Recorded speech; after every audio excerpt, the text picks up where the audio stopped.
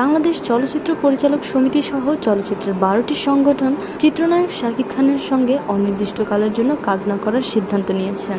বিকালে বাংলাদেশ চলচ্চিত্র উন্নয়ন কর্পোরেশনে এক সংবাদ সম্মেলনে প্রেস বিজ্ঞপ্তিটি সাংবাদিকদের সামনে পড়ে শোনান সমিতির মহাসচিব বদিউল আলম খোকন। এর আগে শাকিব খানকে উকিল নোটিশ দেওয়া হয়েছিল। সেই নোটিশের কোনো জবাব এখনো দেননি শাকিব খান।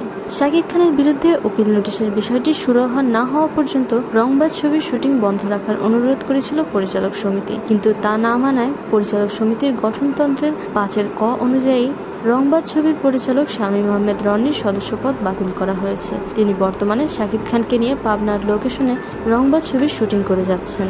সেখানে শাকিব খানের সাথে রয়েছেন নায়িকা শবনম বুবলী। এ মাসের 16 তারিখে একটি জাতীয় দৈনিকে দেয়া শাকিব খানের বেফাঁস মন্তব্যের কারণে চরম ক্ষেপে যান এদেশের চিত্র পরিচালকরা। বেশ কিছুদিন ধরেই এফডিসিতে এ নিয়ে চলছিল দারুণ উত্তেজনা।